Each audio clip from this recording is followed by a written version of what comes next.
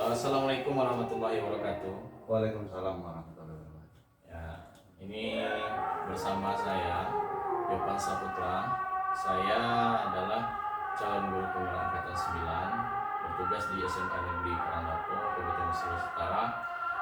Pada kesempatan ini saya akan mewawancari Bapak selaku atasan saya di SMA Negeri Karangdapo terkait bagaimana upaya Bapak dalam pengambilan keputusan pada setiap permasalahan yang terjadi di sekolah.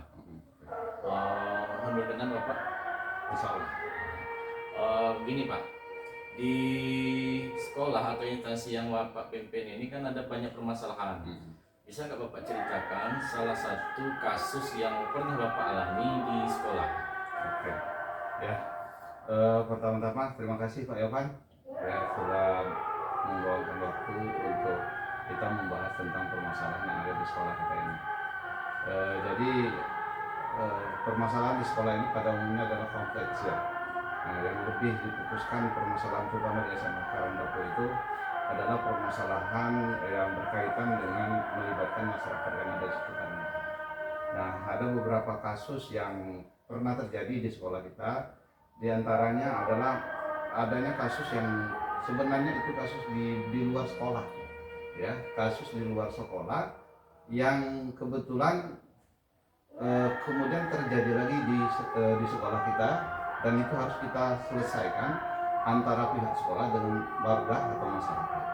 Nah, ini yang pernah terjadi beberapa bulan yang lalu.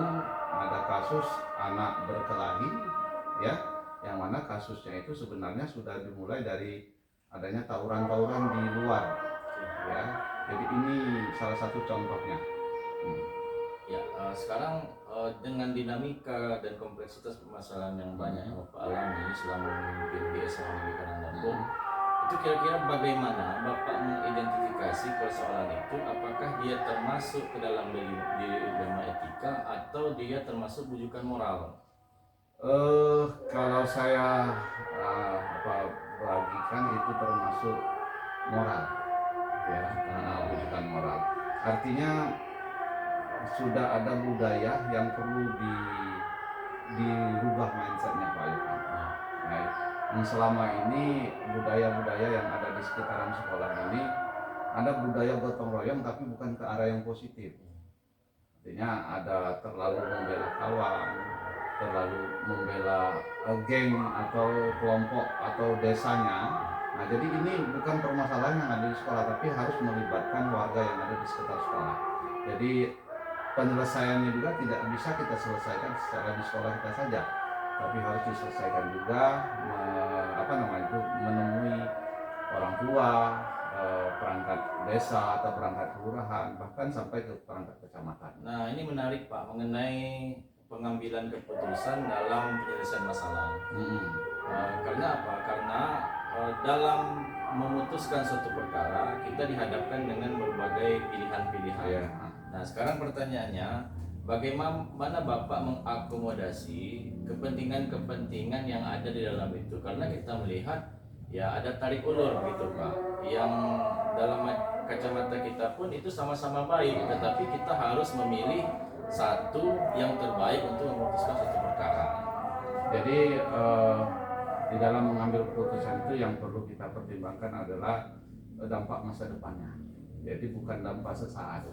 Mungkin kalau saya mempertimbangkan dampak sesaat, terutama kepada siswa yang berkelahi, saya cuma bisa mengeluarkan anak itu selesai.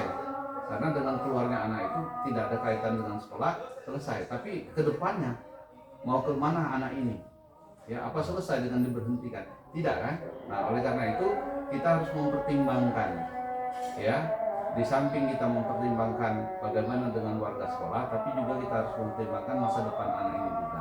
Nah, yang perlu kita rubah itu adalah mindsetnya. Nah, makanya keputusan yang saya ambil adalah mengumpulkan orang tua. Ya, mengumpulkan orang tua, mengumpulkan perangkat kelurahan. Ya, apa penyebabnya mereka ini?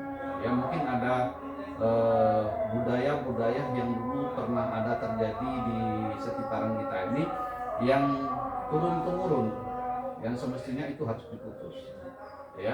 Yang anak-anak zaman sekarang mungkin tidak tahu peristiwa itu. Nah, jadi pengambilan keputusannya itu harus melibatkan orang banyak di masa depan. Oleh karena itu saya menyelesaikannya dengan cara memanggil masyarakat, memanggil orang tua, kemudian kita duduk bersama. Ya. Ini menarik Pak. Bapak sudah berupaya untuk melibatkan pihak eksternal dalam penyelesaian masalah di sekolah. Kira-kira secara teknisnya Pak, bagaimana prosedur dan langkah-langkah yang Bapak terapkan agar pengambilan keputusan itu ya paling tidak melibatkan pihak ketiga seperti orang tua? Jadi langkah pertama kita mengidentifikasi dulu, ya. Kita mengidentifikasi dengan memanggil siswa itu apa penyebabnya, apa latar belakangnya terjadi perkelahian, ya, perkelahian yang boleh dikatakan ini bukan perkelahian antara siswa dengan siswa, tapi ada perkelahian antar desa dengan desa. Nah, apa yang melatar belakang itu? Faktor apa? Nah, setelah kita identifikasi, setelah tahu, oh ada ketersinggungan, ya. Kemudian ada apa namanya memori yang ditanamkan kepada generasi yang seharusnya generasi itu tidak tahu, ya, dari mulut ke mulut, dari cerita. Oh ini waktu tahun ini, padahal mereka belum lahir nih. Tahun ini ada kejadian ini. Nah, sehingga menurunkan dendam. Nah, jadi kita memanggil orang tua, memanggil perangkat, bagaimana memutus supaya cerita ini selesai, jangan diadakan lagi. Ya memang sejarah itu penting, tapi ada sejarah-sejarah yang harus dihilangkan. Itu jalan satu-satunya ada rembuk, ya, rembuk antara pihak sekolah, rembuk antara masa adat di desa, di kelurahan, sehingga nanti ada kesepakatan. Ya, kalau terjadi apa-apa, jangan ada kata-kata yang dendam-dendam pribadi itu lagi. Ya, berarti Bapak berupaya untuk membangun jaringan komunikasi Iya. dengan masyarakat setiap terjadi permasalahan dan upaya pengambilan keputusannya melibatkan mereka. Iya, melibatkan mereka. Menurut Bapak langkah-langkah demikian efektif nggak Pak? Terbukti sejak adanya pemanggilan orang tua dan dengan adanya kejadian yang sampai melibatkan beberapa desa, kita panggil kepala desanya, kita panggil orang tuanya, kita dudukkan bersama muridnya. Terbukti alhamdulillah dalam beberapa bulan ini dan sampai hari ini tidak ada lagi perkelahian yang boleh dikatakan melibatkan ramai-ramai antar desa. Mudah-mudahan ini berlanjut ke depannya. Ya, berarti kita tinggal menjaganya cepat untuk mengantisipasi kalau ada berita dan sebagainya tentang akan ada tawuran, akan ada apa dari luar. Nah, cepat kita panggil terutama muridnya dan cepat kita komunikasikan dengan kepala desanya atau dengan muridnya bahwa di situ sudah ada gerakan atau tanda-tanda bakal akan ada perkelahian. Kira-kira tantangan kedepannya mengenai penyelesaian kasus ini, menurut Bapak itu apakah akan membawa permasalahan lain atau Bapak merasa bahwa penyelesaian seperti ini sudah menjadi penyelesaian terbaik? Menurut pendapat kami ini sudah merupakan penyelesaian yang terbaik. Jadi penyelesaian dengan mendatangkan semua komponen masyarakat, pemerintah, bahkan pihak kepolisian, sehingga akar permasalahan itu bisa diselesaikan. Nah, jadi saya kira tidak akan menimbulkan permasalahan-permasalahan baru berkaitan dengan hal ini, ya. Mungkin ada permasalahan yang lain itu kita tidak tahu, tapi untuk permasalahan ini kita putus sampai di insya Allah ini yang terbaik menurut saya. Ya, tadi saya bisa tangkap bahwa Bapak mengangkat kasus perkelahian Ya, siswa. okay. Nah, sementara kan Bapak merupakan pimpinan sebuah instansi sekolah. Nah, saya minta juga bagaimana kira-kira peran serta guru ini, Pak?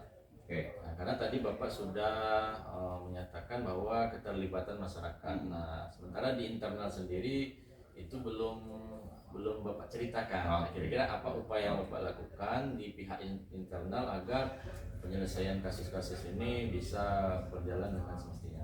Oke. Untuk pihak guru, terutama guru-guru yang guru lokal lah ya, mungkin yang berasal dari kelurahan-kelurahan yang berseberangan itu tadi, terutama guru lokal itu kita harapkan untuk memberikan contoh atau teladan lah kepada gurunya bahwa gurunya saja bisa damai, bagaimana dengan murid-muridnya. Nah, artinya tetap memberikan pembinaan ya. Di internal juga kita setiap upacara, setiap kegiatan selalu bilang bahwa kita adalah saudara ya. Tidak ada ini dari, kalau darah kita udah ini dari Rangkal Kadam, ini dari Alai, ini dari Mandailing, tidak. Kita adalah untuk skop kecilnya kita adalah satu kecamatan Karangdapo.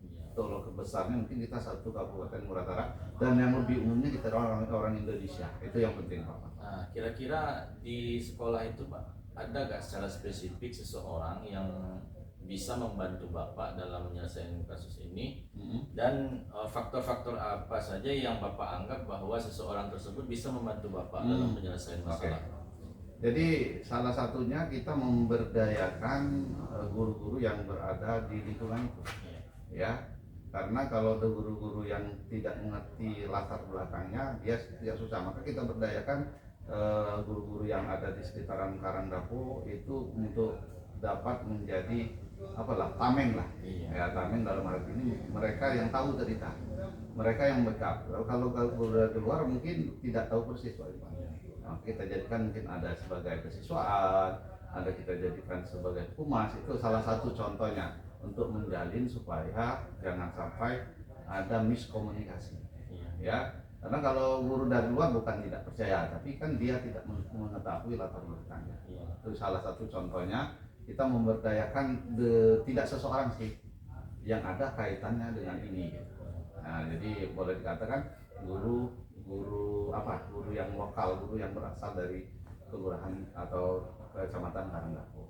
Ya, karena seperti yang kita tahu kan penyimpangan itu kan bisa kita cegah Pak, dengan usaha preventif, persuasif. Nah, kira-kira Bapak sebagai pimpinan kalau sudah mengajak misalnya beberapa guru yang terlibat dalam penyelesaian kasus ini, ada nggak Bapak menyusun jadwal-jadwal misalnya secara rutin, rapat mengenai ya paling tidak kita mencegah sebelum terjadi Pak? Kita cegah. Kalau sekarang kita mengadakan kegiatan budaya positif. Budaya positif dengan harapan nanti semua anak itu mendapat perlakuan yang sama. Jadi pagi-pagi sebelum masuk kita adakan kebersamaan guru dengan anak, terutama dengan guru bersalaman terlebih dahulu. Itu akan menjadi keakraban. Ya, itu adalah menumbuhkan bahwa kita saling kasih, saling sayang. Itu yang kita buatkan jadwal tertentu. Ya, dimulai dari staf-stafnya, nanti kita akan buat penegak disiplin. Itu salah satu contohnya menanamkan ini Pak. Ini yang terakhir Pak. Ya, okay. Dari pemaparan Bapak, kira-kira bagaimana menurut Bapak pelajaran yang bisa Bapak ambil dalam penerapan pengambilan keputusan? Ya, dari apa yang saya ambil itu, sebelum kita mengambil keputusan itu kita harus mempertimbangkan hal-hal terutama jangka panjangnya. Satu ya, harus kita ambil dulu kalau saya putusannya ini apakah dia menyelesaikan sesaat atau dia selamanya akan bermanfaat. Itu yang penting dalam pengambil keputusan. Yang kedua, tidak ada pihak yang didiskriminasi. Artinya semua pihak itu dilibatkan dalam keputusan ini, sehingga nanti hasil yang kita dapat itu merupakan bukan hasil keputusan kepala sekolah, bukan dari keputusan pihak pertama, pihak kedua, tapi merupakan hasil keputusan bersama. Nah, kalau sudah hasil keputusan bersama, insya Allah apa yang kita laksanakan ini nanti merupakan keputusan yang bisa kita jalani bersama, komitmennya juga bisa kita jalani bersama. Ya, artinya kita ini melakukan suatu pengambilan keputusan, kita harus ingat bahwa yang kita utamakan adalah kebersamaan dan menjalin komunikasi. Iya, benar. Nah, oke, terima kasih Pak atas waktunya. Ya. Mudah-mudahan ya Bapak lebih enjoy, Insyaallah, lebih menikmati perannya sebagai pemimpin di SMA Negeri Karangdapo. Insyaallah ya. Dan mudah-mudahan ya saya dan semua teman-teman bisa membantu Bapak dalam melaksanakan tugas sehingga sekolah ini menjadi sekolah yang lebih baik.